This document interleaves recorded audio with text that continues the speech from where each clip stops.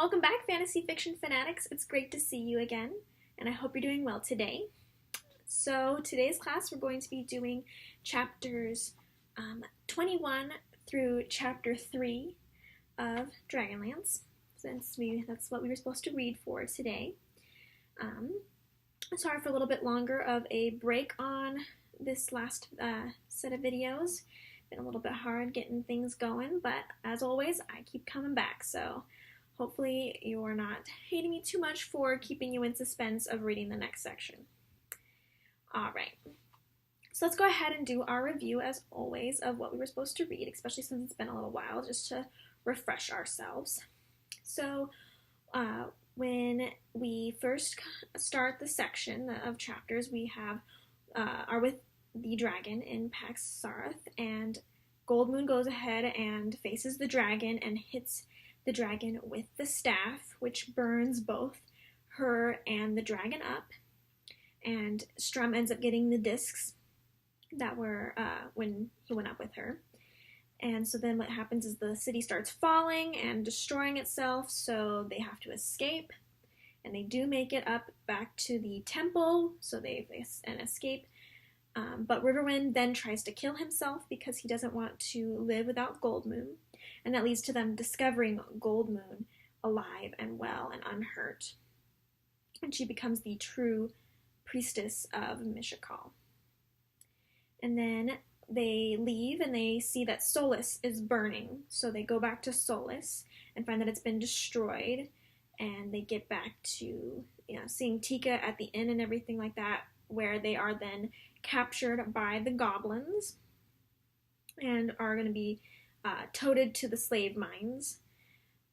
So they got captured, and Tika is with them, and then Theros, the blacksmith that, and this also includes, let's take a step back. They meet Gelthanis there, and he is also captured with the group as well. And then Theros, who was helping free the elves and things like that were enslaved, ends up being captured with his arm cut off and is bleeding out, which Goldmoon heals him. And they're still trapped and still traveling when they see Fizbin arguing with a tree. And he is then captured because he was annoying the soldiers and thrown in with the group as well.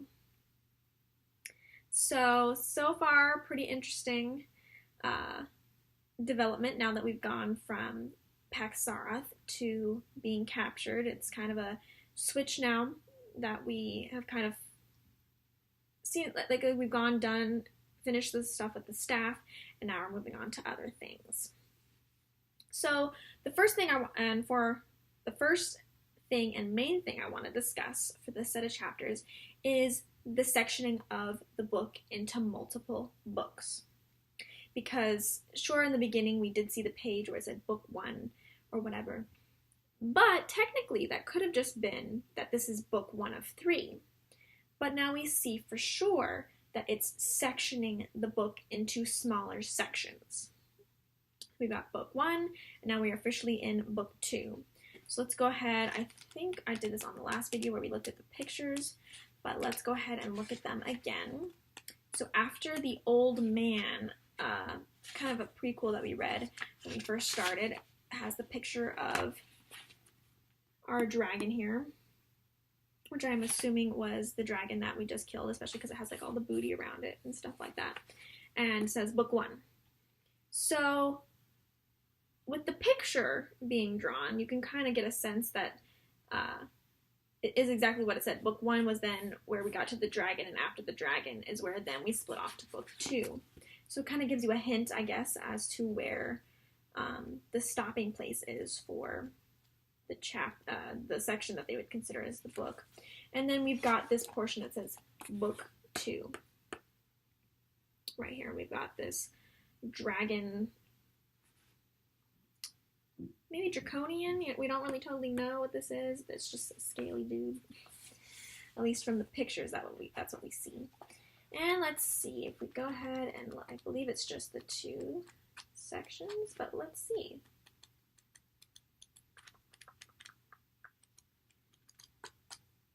Yep, just 2 sections off into 2 smaller books inside the one book. So, the first book section that we have is all about the blue crystal staff. That is what we focused on through this whole first section of the book that was labeled as Book 1. It's all about meeting, the companions meeting each other and meeting Goldmoon and Riverwind and them having the staff. Then it's them escaping with the staff. And then it's them trying to decide what to do with the staff. And then finally getting to Paxarath where the staff is broken. So it's all about the staff. The staff, trying to discover what this staff is and what it means in this changing world, why it has come into this world. Especially when there's so much other stuff going on, so much danger and problems that are now being surfacing in the world of Krynn. So that's where we got for Book 1, all the way up to getting the discs of Mishakal, which kind of replaced the staff and was considered God's greatest gift to mankind. Now, Book 2, we've finished with the staff. It's completely broken. Now we have the discs. Now it's like the whole section of that was all about the staff, and now that that's gone, now we started this new book and a new section to get. So it's so then we've got, that was the goal of the first one, and now we're on something new with this second book, which we have yet to totally decide or to see exactly where this is going to be leading, what Book 2's goal or ending or purpose is going to be. But we do know that Goldmoon is going to be looking for who the discs of Mishakal are supposed to be given to in order to help against the evil that this world is experiencing right now. So that could possibly be the goal of this next section. We're not sure yet. The companions aren't sure what's happening, and we've kind of gotten this big switch where instead of the companions being in control of what's happening and where they're going and what they're doing, now they've been captured. So they're not really in charge of where they're being led right now. They're just going as they can. And then we've got the we're reuniting with some of the characters like Tika and seeing the Inn and Otik and stuff like that again, and Tika actually being captured with the group, as well as we are seeing some new characters. We've gotten 3 new characters that have been mentioned more than just in passing, which is Gilthanis, the elf, who we know Tanis has some connection to. We've got a little bit of their backstory for Tanis's thoughts, a little bit about how they were raised together, but we don't really know much about him yet. We've got Theros, who Goldmoon healed, and he's been helping the elves escape, so we do know that he's a little bit more prominent, not quite as prominent at this point as Gilthanis, but he was more than just mentioned. He's actually shown up, and now he's in their cage and everything like that. And we've got Fizbin, who is the very newest addition in this little set of book 2 that we read, who was arguing with a tree. So he was captured because he was arguing with this tree over it blocking his shade, and was then thrown in with the group. So we've got these new characters that we don't really know much about. They're intriguing. We want to know more about them. And so that's where we're at right now with Book 2 of what we know and how we're seeing the transition between the two. So how do you feel about the book being sectioned off this way? We've got the Book 1 and Book 2. How do you feel about it being separated into even smaller parts? Because maybe you like it, maybe you don't. I personally feel like it was a good thing that they did this. Maybe you don't feel the same way, and if you don't, go ahead and leave a comment down below. I'd love to hear your reasonings. But let me go ahead and let you know my feelings and let's see if I can actually speak. What I think the purpose of sectioning it off does, and how I think it presents it in a good way for the story. So the point of the structure of a book, which this is the part of the structure of a book, because this is how they're presenting it to you and how they're forming the book in order to be read. The structure is very important because that is the basis for how people are going to have read it. It is how the information is given out, which affects how it is received. The structure helps frame it, the story differently, helps it be laid out differently, helps have different insights at different times. It really is important how it is structured. So having it separated definitively by this is a section and this is a section, more than just one book versus another book in the series, to even have this one section of this story narrow down into more smaller sections, puts emphasis on each section and really shows that this is something that goes together and this is something that goes together and this is something that goes together. So to have it sectioned down like this, we really have become to see a clear sectioning out of what the author wants you to get from each section. So let's go ahead and talk about book one. Book one at first was to introduce us to this world and these characters because it's the first book and the first book of that first book. So we are introduced to the characters, we're introduced to the world, we've got the building of both of those things, the characters in the world, so that way we can understand it. We've got the mysteries of what is happening in this world, why we're here, what we're reading about. So it's really all murky and stuff like that. And then we get into things like with the staff. And it's mostly oriented on this staff. What is happening with the staff? Where are they supposed to go with the staff? What are they supposed to do with the staff? How do they learn about the staff? Everything is the staff in this section. All the questions that we're wondering and how we're feeling about things, for the most part, not absolutely everything. But for the most part, we're wondering about the staff. We wonder a little bit about the darkness that they said that they've seen in the world. We wonder a little bit about how they were chosen or so in this journey or whatever, since Raslin's brought that up a bit. We wonder a little bit about the gods because those are brought up. But for the most part, we are looking at the staff. And that is what motivates these characters to do what they're doing, is the staff and what needs to be done with the staff. So we've sectioned off, or the authors have sectioned off this portion that shows this is the beginning and this is where it starts, and the first goal is this staff. This staff is the focal point of what we're trying to talk about for this book in this section. This is the frame of what the goal is.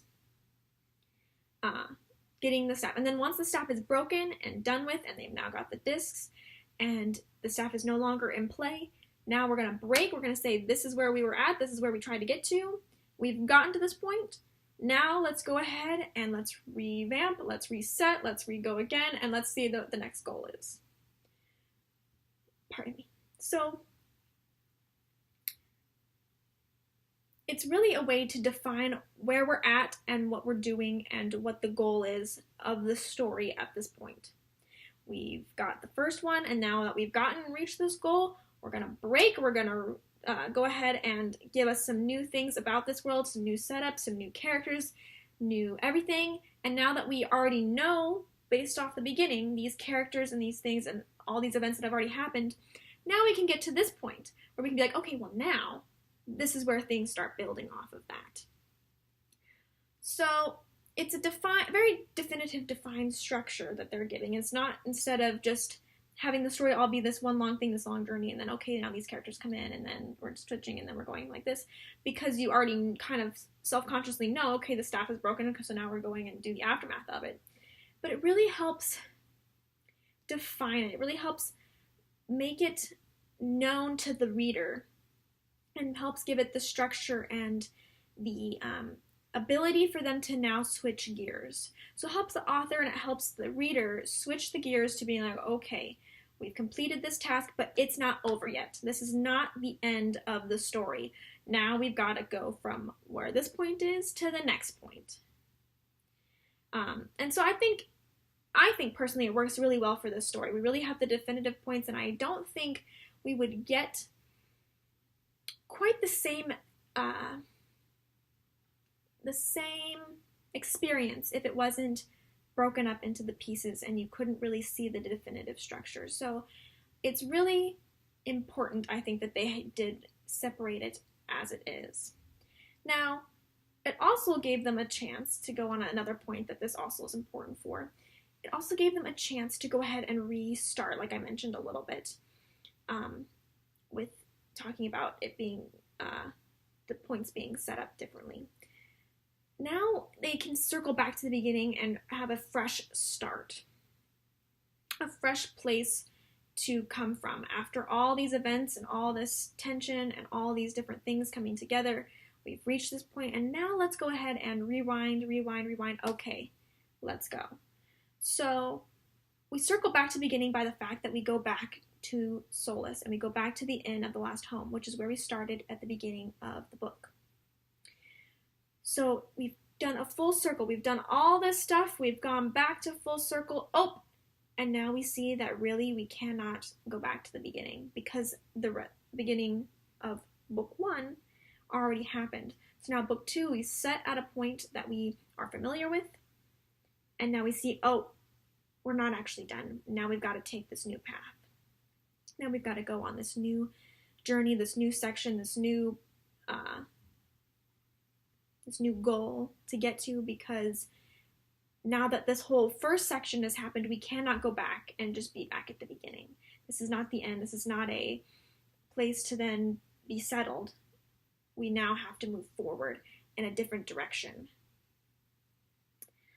All right, so that was the first main thing I thought would be really important to discuss, especially since structure is the basis of the book, of any book. How it is structured is really, really important to then how the reader gets it. So if you have any comments, questions, concerns, anything at all, go ahead and put them in the comments below about the structure of this story. Let me know if you think that what I said makes any sense, or if not, or if you agree, disagree. Maybe you think it would be much better if it was sectioned off so much and was just one long journey and story.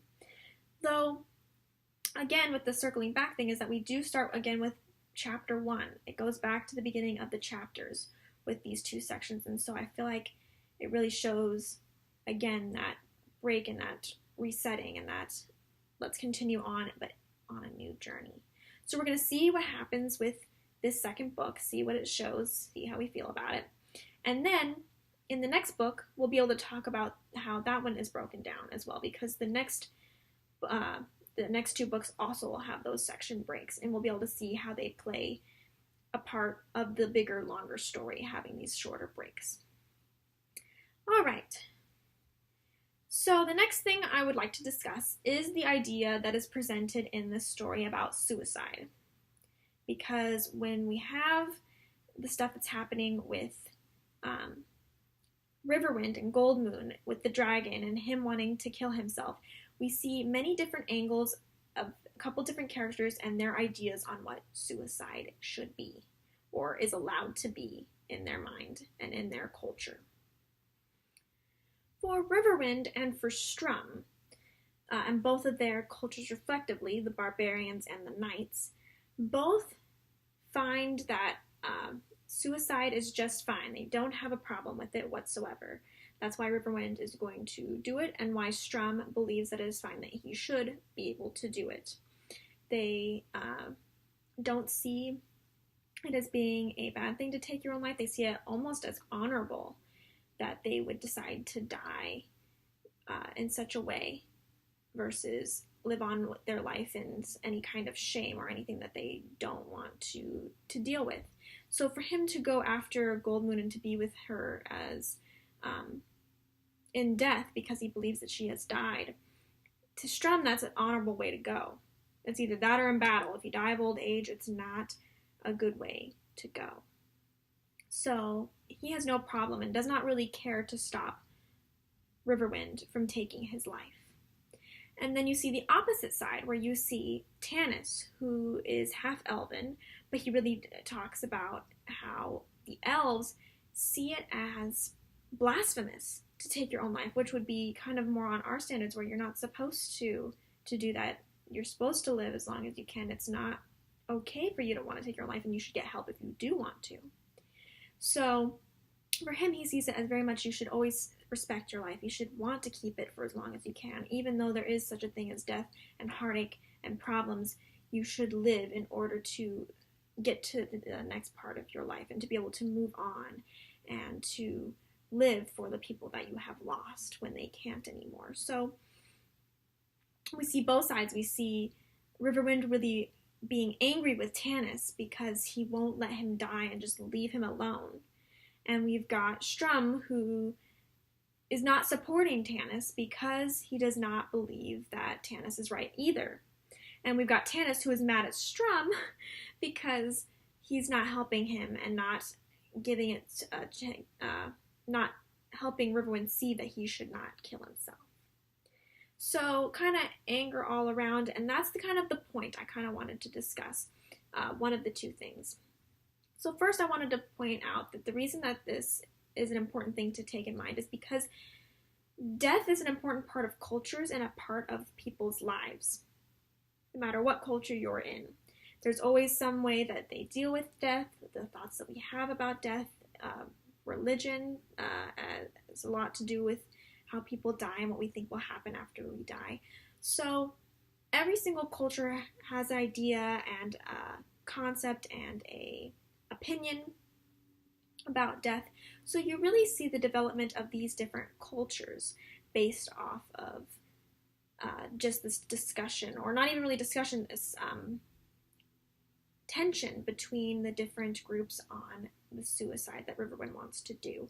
You see the cultures that they come from and the beliefs that they have and how different and diverse they are, which gives you a chance to really feel like these cultures could exist and are real because you feel like you have a connection to them. You know their ideas on a deep subject, an important subject to everybody, because everybody in every single culture has to deal with death and loss and heartbreak from those kind of things. So we really are developing these cultures and these beliefs that these people have, as well as this then also makes the development of the different characters. We see Strum and see what kind of person he is. He is the kind of person that will not stop you if you decide you want to commit suicide, and he does not think that you have a problem, that he thinks that you are being honorable and respectful to you and to yourself and to the people that you care about by doing this. We also see that he might have a tendency to then also do it, because if he thinks that it is honorable, maybe at some point we will see Strum low and wanting to commit suicide, and we'll have to see how that would play into the story if it does come around.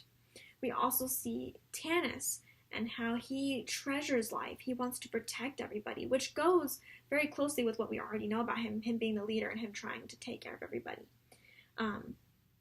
He really has the compassion, and he doesn't want people to lose their lives. He wants it to get better for them, not worse, by completely ending their lives. He does not believe that should happen, so he's trying to save Riverwind from himself. So you really get more concrete about these cultures and these people. You have the deeper sense of the bigger questions on how they deal with it, the more sophisticated issues. And the other importance to these topics of suicide and how it comes about in this way is to build more tension, which of course is always the kind of the point for an author, is to build more tension to make a reader wondering what's going to happen. So the tension is that we've got someone who wants to die, someone who wants to save that person, and someone who is against saving this person. So we've got these 3 points. We've got Strum, Riverwind, and Tanis, and we don't know how they're going to work because we have 2 very strong, different views, and it's all coming together with someone who is so grief-stricken that he is just ready to give up. So we have the tension of who's going to do what and how is it going to end? Are we going to lose Riverwind? Is he going to actually die with Goldmoon? We've got Tanis, who is trying to save him and wondering if he does die, how will Tanis take it? How will this affect Tanis? And we've got Strum, who is actively trying to stop Tanis from saving Riverwind, and how these tensions between these 2 friends is really pulling them apart. And what will happen then if Strum is the reason that Riverwind dies. So we've got all these different emotions bubbling around. We're wondering, how is it going to come together? What is going to be the conclusion to this? And how different views and different ideas pull people apart. We've got the tension. We've got them at their wits' end because it is a very high emotional thing. They just almost died. And the only reason Riverwind didn't let himself just die in that city is because Tanis went over to help him and to get him to come back, and Tanis ended up getting hurt instead. So Riverwind then felt forced to have to save his friend. And he feels forced to have to keep going. People keep pushing and pushing and pushing at him, causing resentment almost. And then we've got Strum, who's the only one on his side, the only one who's like, okay, go for it. You want to die? Die. And Tanis cannot accept that either one of them is acting that way. He can't accept Strum for allowing it, and he can't accept Riverwind for wanting it. And so he keeps pushing and pushing and pushing, and we have a lot of problems in the air, a lot of discontent, a lot of extreme emotions, which is then going to say, hey, they made it away from this dragon, well, other than Goldmoon. They don't know about her yet. And then we're finally to a safe point, and is everything just going to break and fall apart anyway? Is everyone just going to crumble and die because of this one scene? So it really puts conflict as well as their characters into place, and we all see it tied together to create this scene. And of course we know then that Goldmoon is actually not dead, and so we don't have to lose either of the characters because the goddess protected her and transported her up out of the city instead of having her burn to death.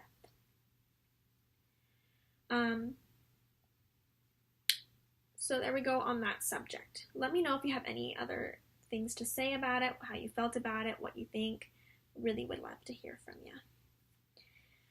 Okay, so let's go ahead and move on to the next discussion point, which is the new characters that we have now had entered into our book here. So we've got the three, I mentioned them earlier, Gilthanas, Theros, and Fizbin. And they're coming in pretty late into the game.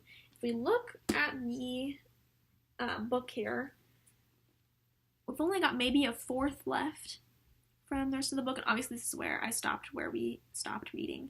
So they've entered a little bit before this, but for the most part we've got about a fourth of the book left, and all of a sudden we've got not just one, not just two, but three new characters that are seeming like they might be more prominent, because we've got Gilthanas, who knows Tanis, so obviously he is more of a bigger character. We even get a little bit of his point of view, and he's is much more of a prominent person so far. We've got Theros, who is enough of a character that he is more than just mentioned. He is actively in the story. Goldmoon heals him, and though he hasn't really done too much or anything like that, we know that he's been saving the elves, so we know that he is a little bit more prominent, at least to Gilthanas, which if he's more prominent, we've got this Theros, so we think that he might be more prominent. We're going to see how it goes, but so far he seems like he's more in the story than just someone just listed off in passing.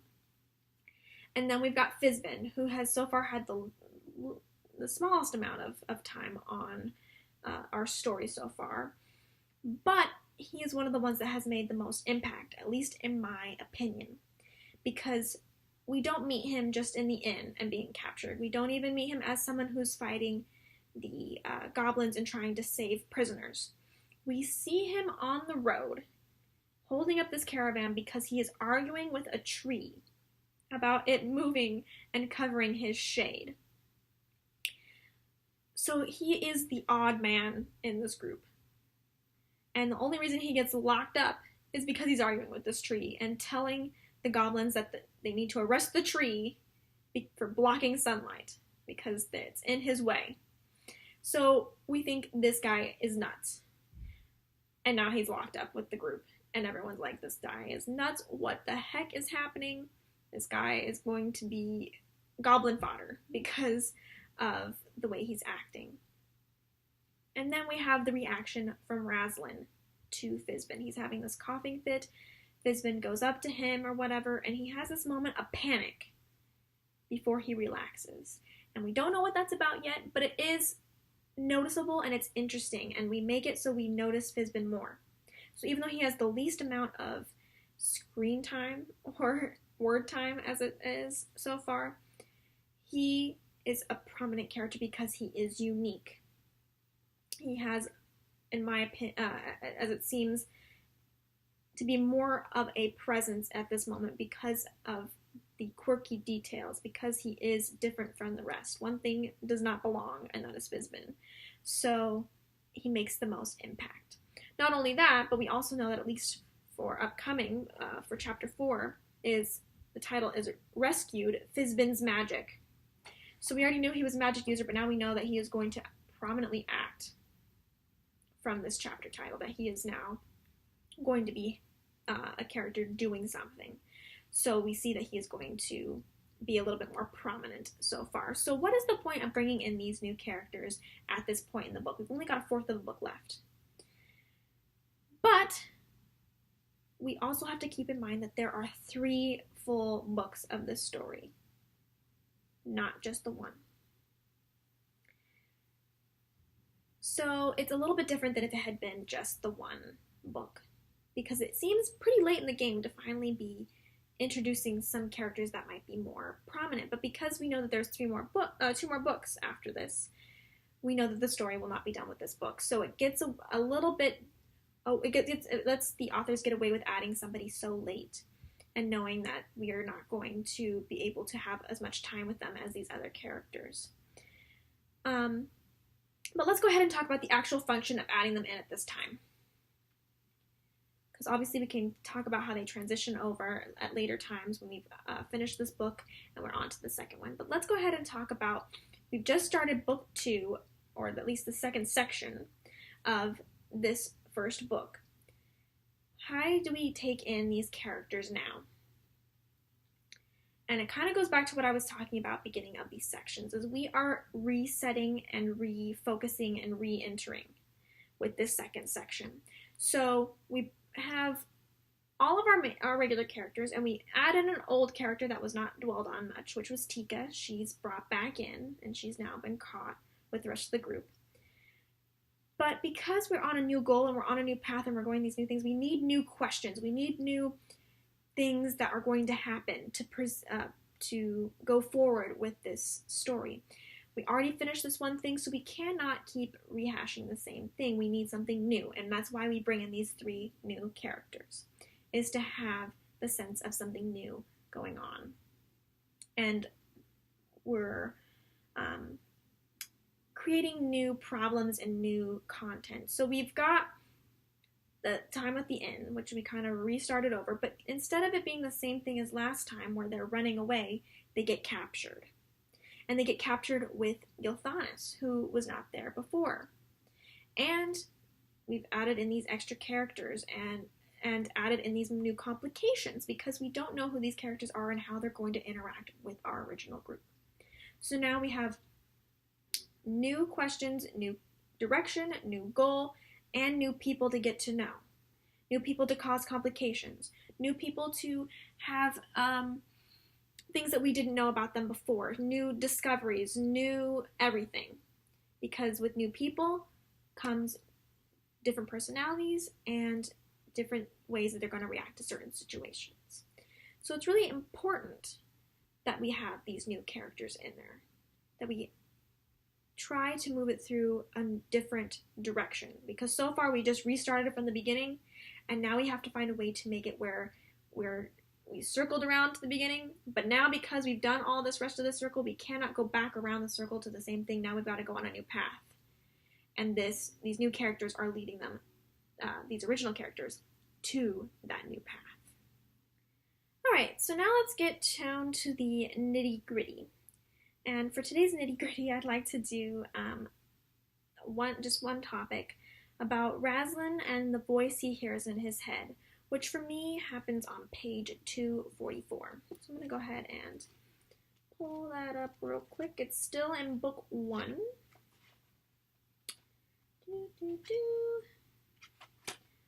Alright, so Let's see.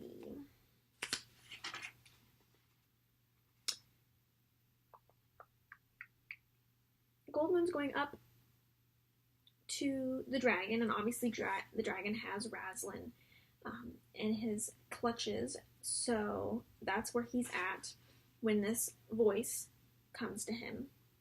And it's in italics, so we know that it's some other being or something talking, not what's happening directly in the physicality of the scene. And we've got several sections where it's talking to him, and it's a voice that Razlin recognizes as one that's talked to him before. And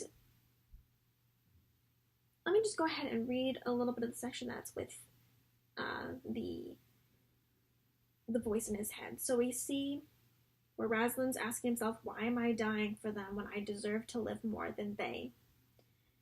Then here comes the voice. It is not for them you do this, a voice answered him. Razlin started, trying to concentrate to catch hold of the voice. It was a real voice, a familiar voice, but he couldn't remember whose it was or where he had heard it. All he knew was that it spoke to him in moments of great stress. The closer to death he came, the louder the voice was. It is not for them that you make this sacrifice, the voice repeated. It is because you cannot bear defeat. Nothing has ever defeated you, not even death itself. So that's really the only mention we've got of this voice. But it is very prominent.